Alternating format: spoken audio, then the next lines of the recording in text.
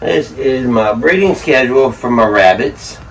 And today we are going to be going out there and attempting to breed. So what we're going to do is always carry this little notebook with me when I go out there. That way I can write down what does I'm going to take to what bucks. And right now it's 9/13/22. We're going to start with her doe 1. 9/13/22. And this will be the due date when she has her kids. Kits, that's what they are called, kits. And then we are going to be breeding her too. And you are looking at number 1, right? Yeah, that's number 1. Yeah. So she would be bred to buck 1.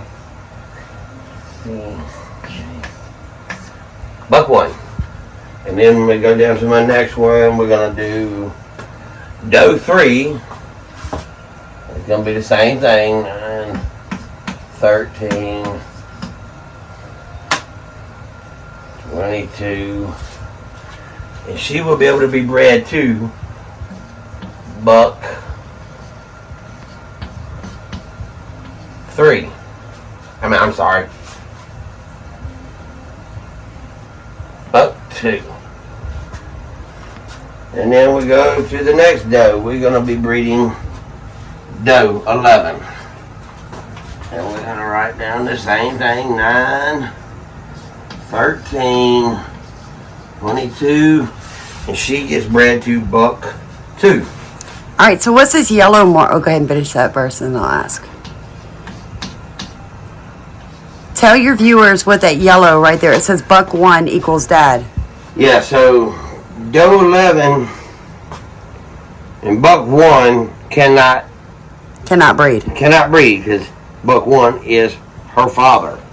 Okay. So now we got to go out here and move doe 1, 3, and 11 to the bucks. You do not never bring the bucks to the does. You always bring the does to the bucks. Tell him why. Territorial. She'll whip him. She will whip him, and it's not just that. He marks his territory. Right. So if he goes over there, it's going to be more sniffing and peeing on everything to mark his territory. So you'll be there for 2-3 hours. Yeah, you would. Trying to get him to do that because he's occupied on trying to pee on everything. And then if he's any feed over there, he's going to eat all the feed. She's going to get mad. She's going to be beating on him. He's going to be laughing. And one or the other is going to call the law on the other. Tell everybody what happened to our schedule. Why there's no 4, no 6, no 8, 10. Some of us say we had a heat. We had some heat problems. We lost 1 to heat. We lost 1 to heat, and pretty much the rest of them we lost to the dog attack. The dog attack. We had dogs come in and got through our pens and were tearing their feet up, and when they tear their feet up, they pretty much kill them. Yeah, even if it's just a little nick. Believe it or not, they were all dead the next day. It was heartbreaking. All right, let's go breed some rabbits. Let's go breed some rabbits. When you're transporting them from pen to others, see how I got my little tags here? This is doe 1 in this cage. I'm going to take that tag and just hang it on the cage. That way whenever you put them in, because see, they're New Zealand white. They kind of all look alike, don't they? They all look the same, so... Like she knows it's coming. She's like hiding in the back. You want her tag to be with the pen she's fixing to go in because you will get them confused. And she'll be next. No, she's going to go last. She's going to go last. You also leave the doors open on the pens. Yeah. So you kind of have an idea. And New Zealand's are pretty big rabbits, guys. So for your safety and theirs, he uses this. Sometimes he carries them. Let me see my notebook. Okay. So you got 1? Yes, I want to do but doe 1 and doe 3 first. Okay.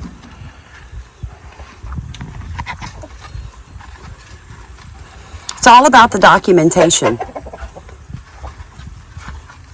We document a lot here. We document litter sizes, how many live are born alive. If any of them are dead when they're born, we document that. We document how many pass after birth, like do they make it to 3 days, 4 days, and then they start to die. We document if she has them in the nesting box, or does she have them consistently inside of the cage. Steven, tell them real quick, when you breed a new mom, or what we call a bad mom that will not have them in a nesting box, tell your viewers what you do in here to make sure they have them in the box. You'll take 2, or some of my pens will hold 3 nest boxes. I cram it full with nest boxes. So she has no choice. She has no choice. She has no room to go nowhere. She'll go to the bathroom in one. She will eventually have them babies in that nest box. And when she does, you take all your other nesting boxes. You take your nest boxes out. What I do is I take it out and I take the babies and I go through all of them. Make sure there's none dead up in the nest box. It gently move them into the extra nest box that is clean, and put all her hair that she pulls back in that box, and then slide that nest box up in here with her. And then she'll attend to them from there. Right. And once they deliver in the nest box, did you find it? Is it your experience that they tend to continue? Yes, they do. They usually keep on going right back to the nest box. Right. Once they learn that that's what it's for. Once they learn, because they're not in the wild. Escape chicken.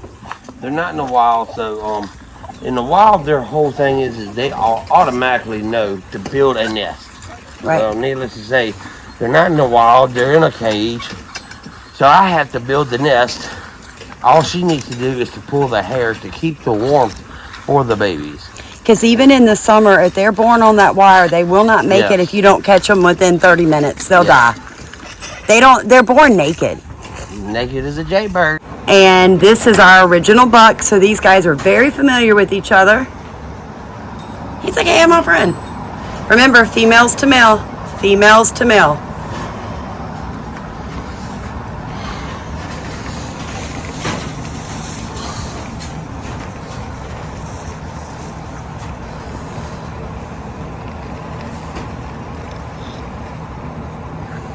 She's got her tail down, hips down still.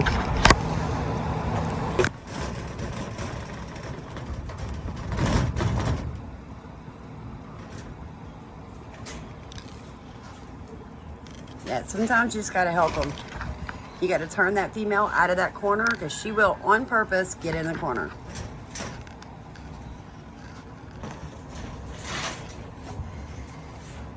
Yep. She's gonna breathe. Oh yeah, she's fixing to breathe. Oh yeah.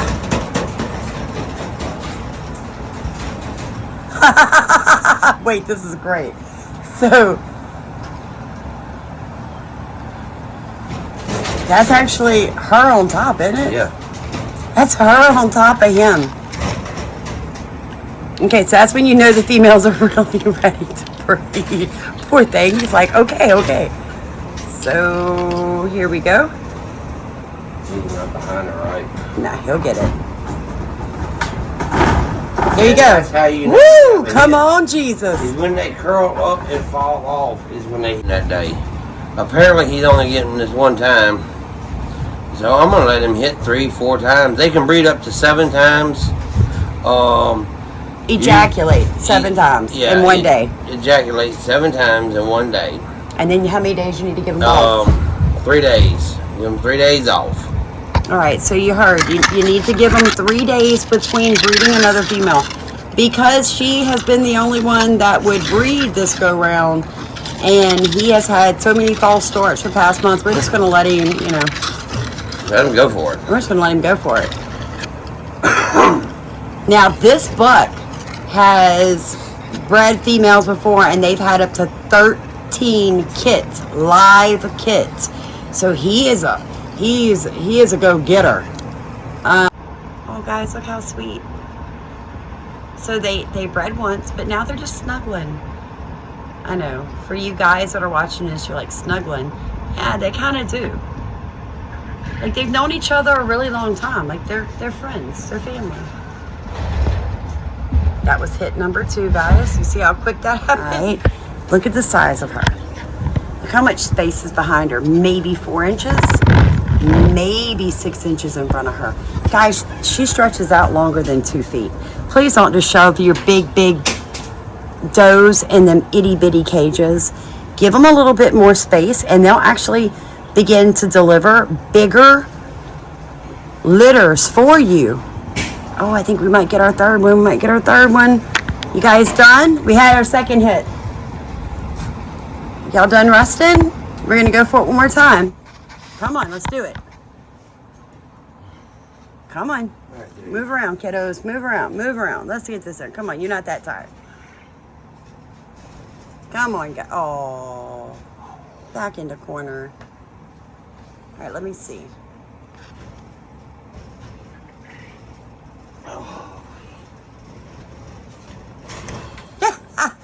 I love it. What you doing? Erasing days that did not breed. Does? The does. Like today is the 13th, and none of ours bred but one, and it was one that I was not really expecting to have to breed yet. So erase that date, that way you don't get confused. All right, can you tell your viewers? Yeah, doe 1, top one. Tell your viewers why you have 123 on the breed on for 2 and for 5. Alright, for doe 2, that is when she will be able to breed. She'll be old enough to breed. Okay. And the same goes for doe 5. Yeah, that's how we keep it running, like just so we know, guys, just so we know. Alright, so we got those erased. Alright, so you bred. So now. Doe 6. Doe 6. Which you got to put back on there because you erased it earlier.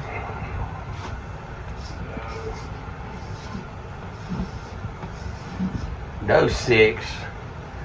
It'll be 9, 13, 2020. Due date is going to be on the 10, 14 of 2022. 2022. And what buck did you breed her to? And I bred her to buck 1. Okay. Awesome. Thank you. So that is that. Hey guys, if you have not liked, commented, or subscribed, please do so right now. We're a young YouTube channel and we just really appreciate you guys rowing in our boats. We'd like to row in y'all's. We hope that this video helps show you what it actually looks like when a buck hits and actually mates. They'll do a lot of what I call fake mating. And when Steven and I started, every time they did the speed dance, we're like, oh, they mated. We wait 31 days, they had not mated. So if your buck does not do the full, sorry about the sun, the full body flip off the female onto his butt or fall to his side and then get up into the little happy jerks, the little spasms, he did not breed. But as soon as you see him do that, go ahead and leave her in there. Let him hit 2 or 3 more times. It'll give you a better number of kits. It'll raise the chance of a successful breeding. You guys have a blessed day. Again, thank you for watching Starkey Farmstead and rowing in our boats.